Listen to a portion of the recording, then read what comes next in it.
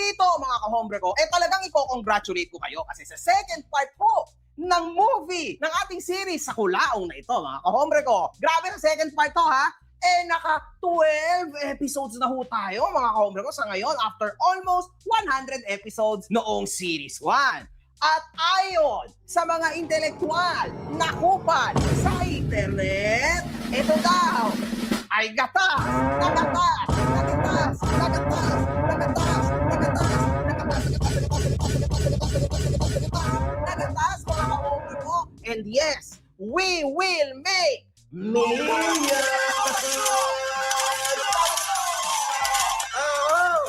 Sa isang lumang video ni Gusgusin, sinasabi niya sa isang radio station na siya daw ho ay... Kasi lumaki din ako sa bukid. Namuhay din ako sa lansangan.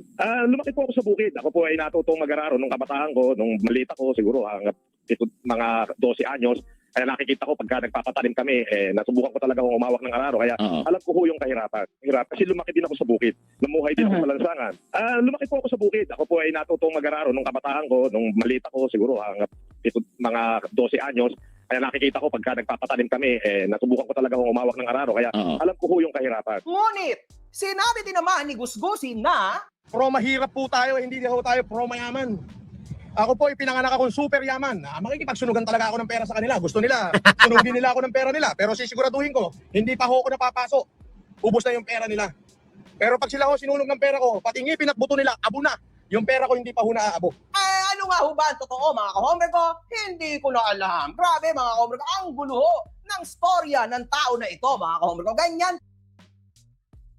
Lumaking super yaman. Pero sabi din, lumaki daw na nag-aararo. Ha?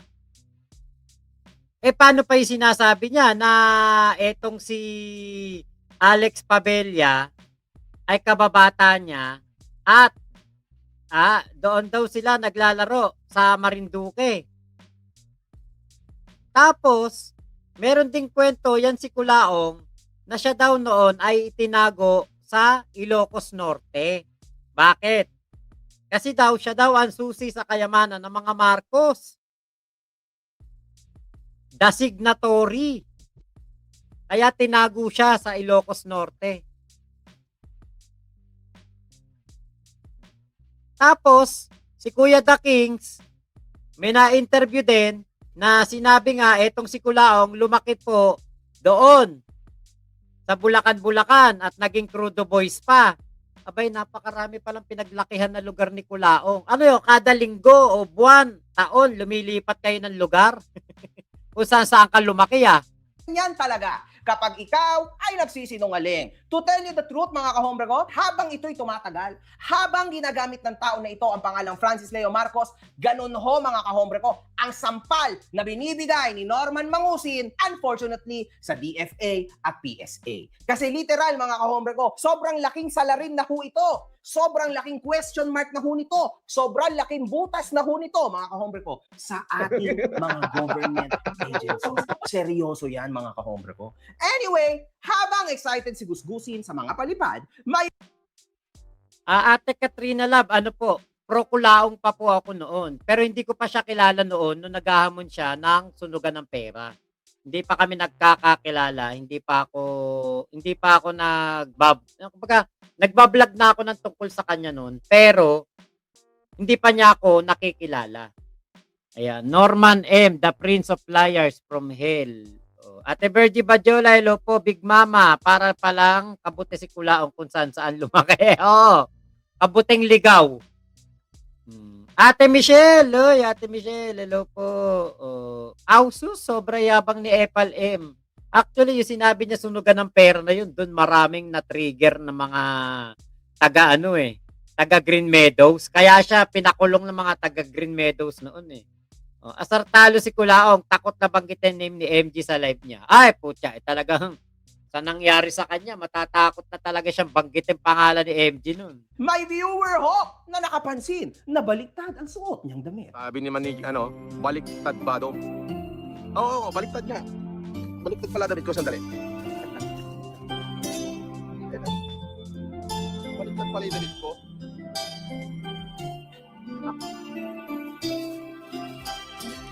O, kinanagat, kinamat na ng tibakat. Tayo na mo! Grabe mga ka-hombre ko. So, ibig sabihin, ganito ho siyang ka-excited pumarap sa inyo para sa legendary na palipad. Tapos wag ka. Ang sasabihin niyan oy, hindi naman ako nang hihingi sa mga OFW Hindi ko naman sila hinihingian. Hindi nga ako nagpapadonate. Kasi sarili kong pera ang lahat ng pinapamigay ko. Gusto nilang palabasin na yung itinulong ko daw ng pandemic ay in-scam ko daw sa OFW. Wala nga akong kilalang OFW ng pandemic nag-iisa nga lang ako at yung mga tauhan ko lang Di ba? Paano yun? Yun naman pala. Ang tanong, hindi mo ito sariling pera at ito yung pinangkakain mo ngayon. Inggit ka na naman. Napakarami ho ng mga OFW na Ay, naku talaga to si Kulaong Huling-huli sa mga kabulastugan talaga ni huling-huli siya ni MG. Ito na. Tuloy natin. mo, kahombre ko, itap-tap send mo na yan.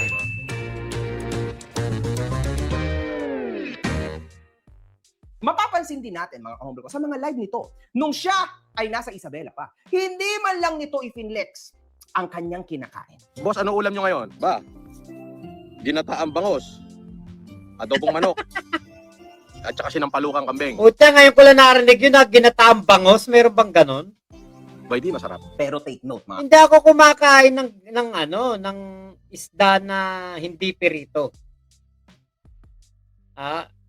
Laging pritong galunggo, pritong asa-asa, pritong bangos, pritong tilapia. Hindi ako kumakain ng ibang luto ng isda na yung mga paksiw, sinigang, hindi po ako kumakain yan. Hindi ako talaga kumakain yan. Ewan ko kung bakit. Kahit nga sa mga yung mga sugpo-sugpo na yan, yung mga oyster, hindi ako kumakain yan. Noon ngang nagpunta akong Hong Kong, birthday ko yun, nagpa-celebrate si Kuya Alfa Romeo para siya surprise ako. Doon ginanap yung parang get together ng Team Alpha sa Hong Kong. Maraming mga OFW kaming kasama noon. Parang surprise sa akin, sa-surprise ako doon sa kainan na yon na may mga sugpo, may mga yung kabibi na kulay puti, masarap daw yun pero di talaga ako makain nun may mga talaba, yung mga malalaki, mga fresh. Tapos yun nga, yung sugpo, iba-ibang luto. Talagang naunsyami sila kasi hindi ako kumakain ng seafood na ganun. Tapos yung mga tuna sashimi, mga cream dory, naku po, ang sasarap daw nun. Pero hindi talaga ako kumakain. Kung yun, pinirito siguro, baka kainin ko. Pero hindi kasi pirito kaya hindi ako kumakain nun. Ngayon,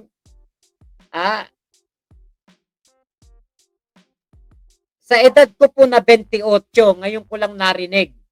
Etong ginataang bangus. Meron pa talaga nun? Tingnan natin sa comment section. Okay. May ganun talagang tao. May pili lang talaga gustong kainin. Agnes Gojar Channel. Opo. Talo tayo ni Kulang Kuya Mac. May only supply ng talaba. Ang sarap nun. Putya, trilyonaryo kumakain na me. Ay, sa amin sa Santa Maria, sa San Vicente, meron doon tinatawag na kambingan. Masarap yung kambing doon. Trilyonaryo, pagyabang mo, steak na medium well. Ginataang tambakol, meron, masarap. Ayun talaga, mga ginataang ganyan. Ate Iloy. Kasi tatay ko mahilig sa pesang tilapia dati. Pag ang nanay ko inihingal, may asthma kasi nanay ko. Sabi ng nanay ko, ikaw na lang magluto ng ulam ng tatay mo. Ano ba lulutuin? Pesang tilapia. Ngayon, tuturuan lang ako ng nanay ko kung paano lutuin. Natuto ko. Marunong ako magluto ng pesang tilapia pero hindi ako kumakain nun. Kahit tikman, hindi ko tinitikman. Basta luto lang ako. Ginataang tilapia. Tama po. Meron po talaga niyan. Pero yung bangus, hindi talaga, di ba? Ewan ko lang kung sa lugar nila. Kuya Mac, nag-flex si Kulaong ng tagwan 100,000 na Mr. Chips. Di pa ako nakakain ng ginataang bangus. Bago yun invento. Ayoko ng pesa, malansa. Tatay ko po gusto yun, Ate Iloy. Walang ganong gatang bangus, pwede paksiw pa. Di ba? Mga kahombre ko. Pucha, naalala niyo naman, di ba? Kama niya, ifinlex niya sa aming mag-asawa. Baka nga single bed lang yan. Eto sabi ni Ate Abby, ako boss nagluluto nun, ginataan bangus pero merong bell pepper. Big Mama, doon ako sa edad na 28 natawa Mac. Lolang-lola na talaga. Nadulas nga ako eh. Inililihim ko nga lang yung edad ko, nadulas ako. Ang yan tinutulugan nyo na misis mo, baka queen size lang. Alam mo ba yung king size? Ayan oh, yan ang super king size bed oh. Yan, alam mo ba? Ang super king size bed, 2 metro ang lapad. Pagkain niya, ifineflex niya sa aming mag-asawa. Pinakikita ko kay medyo ay yung asawa ni Kuhugi Vlogger, yung aking pagkain. At hampas lupa daw ako eh. Ikaw ba, nakain mo na pa to? Baka hindi mo pa to nakakain. Boss, can't I take out that? Wala ka naman eh. Hindi. Ba't tayo magte-take out? Take out, di ko take out. Iiwanan ko na ng ganyan yan. Yayamanin eh. At marami pang iba, mga kahombre ko. So, kung totoo ho na meron tong tao na ito na ife-flex at ka-flex-flex doon sa farm ng kanyang nanang, ang Hacienda de Mangusin, malamang ife-flex niya yan. Kung yung masasarap pa kayang pagkain na binabanggit niya ay malamang ife-flex niya. Pero, malupit Yun nga hindi kanya pineflex niya eh. ho si Meme God. In fact, bibigyan niya na ng katotohanan, mga kahombre ko, ang mga ifineflex si Norman na ulam. Boss, ano ulam nyo ngayon? Ba? Ginataang bangos. Adobong manok. At saka sinampalukang kambing. At dito, mga kahombre ko, meron din siya sinabi. So maayos yung buhayan la nanay. Regular naman yung check-up. May sasakyan naman sila sarili pagka pupunta sa doktor. Uwe, kung tunay na may sasakyan yan, i-flex mo yan. Imposible yun. Nako naman, Norman. Iyon nga ang mga mansion nyo, i-flex mo nga. 3 ho ang mansyon ko ngayon. Dati, 2 lang. Ngayon, 3. Ito ulit na, Mansion 1. Ayan wala na ba't tao? Ayun, 3 ho ang mansyon ko ngayon. Mansion 2. Isa yung kamalig ni Nanang. Ayun, dati, 2 lang. Mansion 3. Diyan na ba siya nakatira? Yan. Nakita mo? Ngayon, 3. Diba? Kung may mga sasakyan pa yan, malamang hindi na tayo magsasalita dito. I-flex niya na hunang sagad yan. Oo naman! Oo! At mga kahombre ko, mukhang nagbabalik ko ang isa pang tarantado sa social media, si Alex Fabella. Nagkomento ho siya kung saan binibigyan niya ho ng diin lahat ng pinagsasasabi ni Gusgusin tungkol sa asyenda ng kanyang magulang. Si Alex Fabella ho is freaking back, mga kahombre ko. Ating pakinggan ang kanyang mga salita. Galing ho ito sa langit, mga kahombre. Alam niyo naman, pare, natatawa ko sa mga bashers mo. Palibhasa, di pa sila nakakarating dyan. Daang ektarya yan. Baka pag nakarating sila dyan at nakausap nila mga tawa mo dyan, doon sila makapag-isip-isip ng tama. Sa pananim pa lang, milyon na. Unggoy! Unggoy yan! Alam mo ba, Alex, para kumita ka ng milyon-milyon, minimum tonelada dapat na gulay, pananim, kahit na anong klase ng prutas o gulay ang maibebenta, ang maiaangkat mo. Ang tanong, dapat yan commercialize. Ang tanong, saan mo ibabagsak yan? Wala nga si Mangusin dun to take care of this. Diba? Gusto mo, 2 matanda maghahanap ng pagbabagsakan yan? Mga bulag ba kayo? Nito bang mga nakaraan? Hindi ba kayo nanonood ng news? Hindi ba kayo tumitingin man lang sa gilid-gilid nyo? Umiiyak ang mga farmers sa Pilipinas. Sasabihin mo, milyon-milyon ang inaangkat, Alex? Pambabastos yan. Alam mo ba, napakaraming mga farmers ang umiiyak ngayon dahil hindi nila mabenta ang kanilang mga inaani. Real talk yan, mga kahombre ko, nakakaawa ho. At Nung nakaraan nga, di ba, mahal na araw, nakita ko yun yung mga isda, parang tinapon na lang. Tamban yata yung pinagtatapon na lang sa gilid ng pantalan. Kasi hindi binili nung parang kumpanya. Na baka nagagawa ng delata, mga sardinas, hindi nabili, tinapon na lang nila. Tapos, meron akong nakitang post, yung kamatis yata yun. Yung kamatis, tinatapon. Kasi mga nangabulok na, hindi makabiyahe sa mahal ng gasolina, sa mahal ng diesel. Tapos ngayon nitong si Alex milyon-milyon. Daang ektarya daw. Si Kulao nga umamin na 28 hectares na lang daw lupa niya.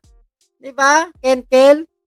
Umamin si Kulao nga 28 hectares na lang daw ang lupa niya sa Biringan. Ay nako.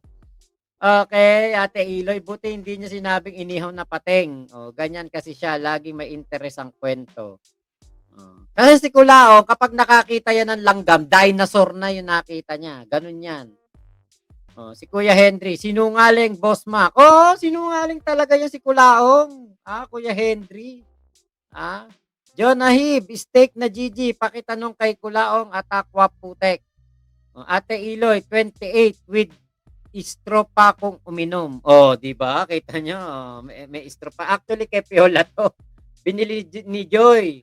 Kasi yung ganto ni Piola, dun sa binili na tumbler ni Piola, nginat-ngat na, parang kakonti na lang, kapiraso na lang natira. Kaya binili ni Joy ng istro. 2. Akin yung isa. Ate Bergie, yan lang ang trilyonaryong takaw sa vlog. Di ba? Tuwan-tuwa si Ate Agnes. Okay, Ate Kenkel, Kuya Kenkel, ayan, puro kayo chat diyan para mabasa ni Mac. Mag-like naman din kayo. Medyo madami tayo. Onti ng likes. Ano yan? Oo nga nawala ang ano na naman natin. Kailangan na talaga nating magsipag kasi ang ating tawag dito, etong ating algorithm, nako, kailangan talaga na maayos na.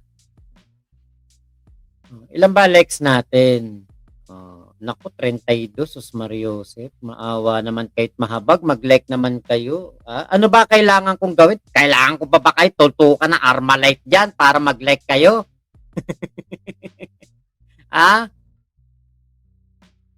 Naku po. Ito. Palike naman po ng ating video. Thank you po. Okay.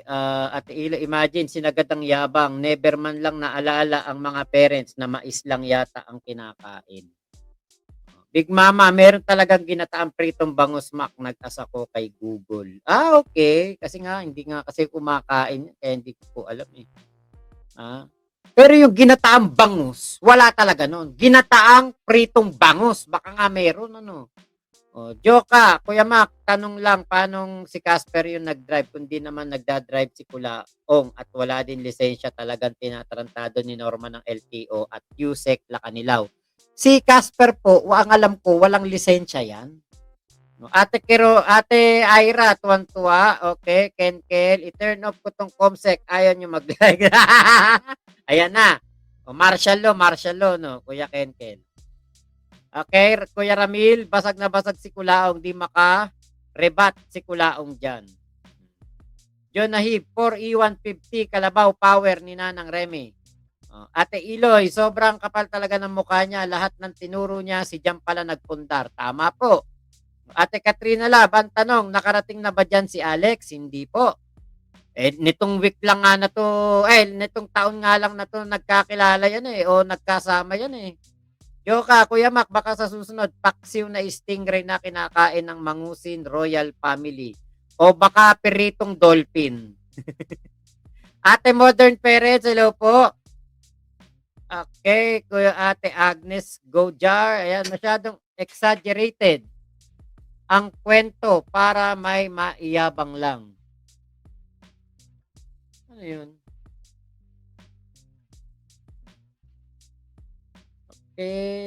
Kamatis nga yun. Kamatis, 'di ba? Tama ako, kamatis yung tinapon lang, 'di ba? Kasi hindi na mabenta.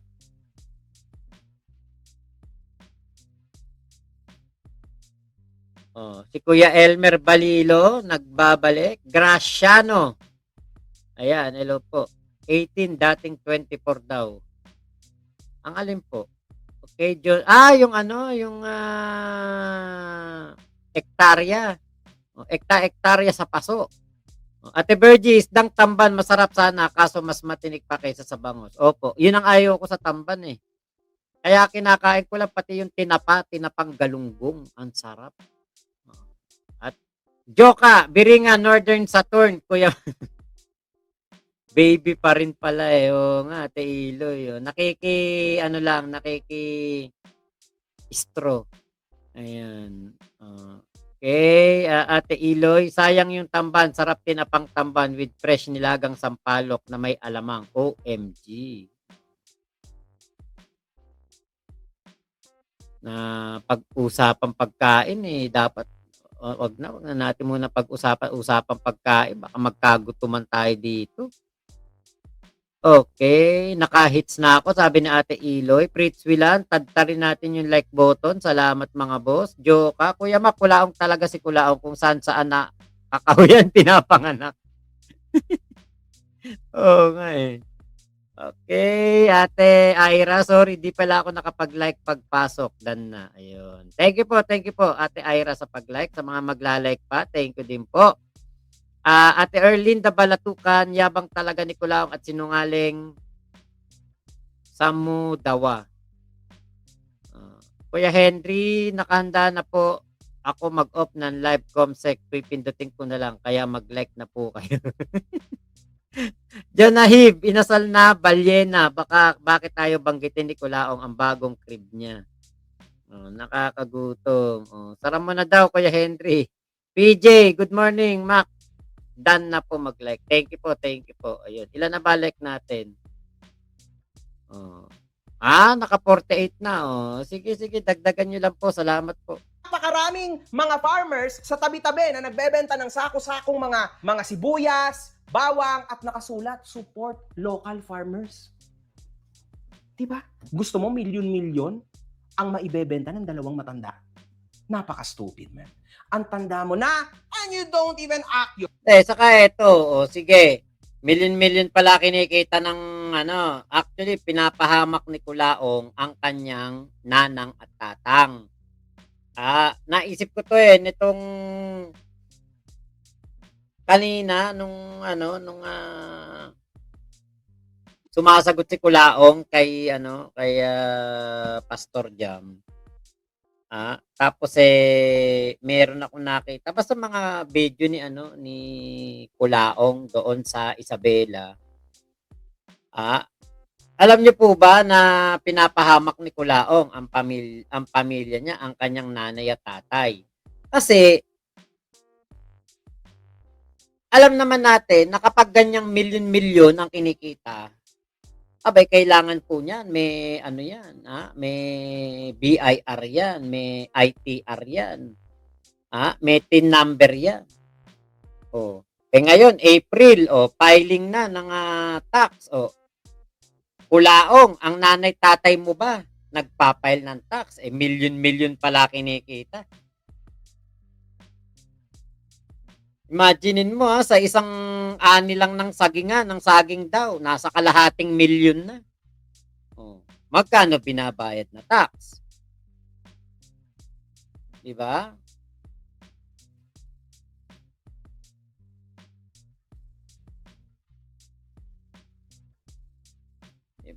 Doon pa lang Mac, wag na mag-topic pagkain, baka magutom si Mac, mag-end live na dahil nagutom. Ngayon, paano ngayon niya, Kulaong, kung mayroong mga tao, hanapan na ITR na ng tatang mo.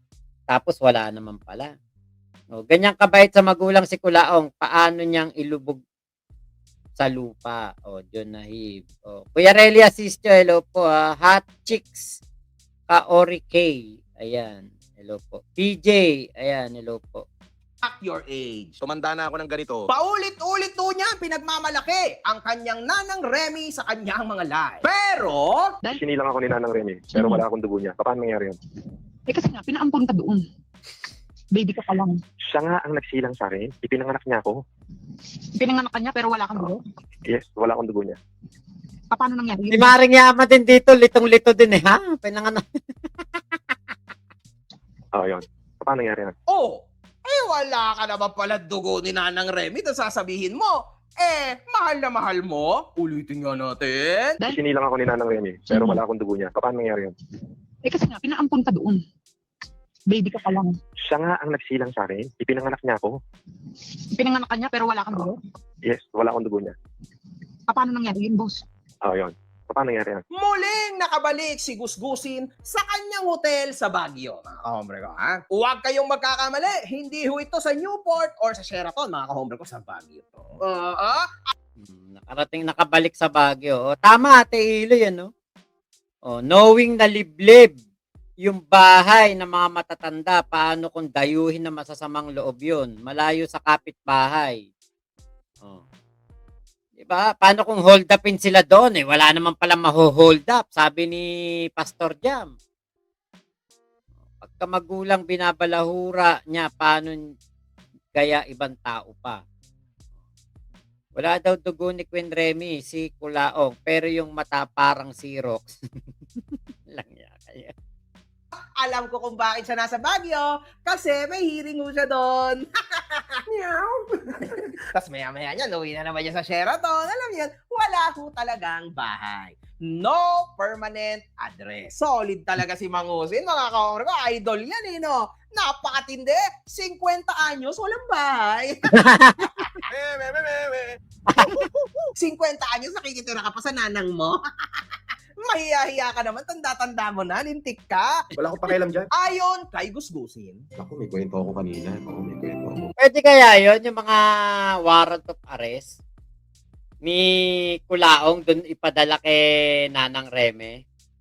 Ate Ira, nandiyan ka pa? Andiyan pa po ba kayo? Pwede ba yon yung kanyang mga warrant of arrest doon ipapadala sa Isabela kila Nanang Reme para kasi no permanent address na si Kulaong eh. So maraming salamat po ha. Ingat po kayo. Nasaan mang panig kayo ng mundo. Momo chup chup. Love you. God bless us all. Pilipinas.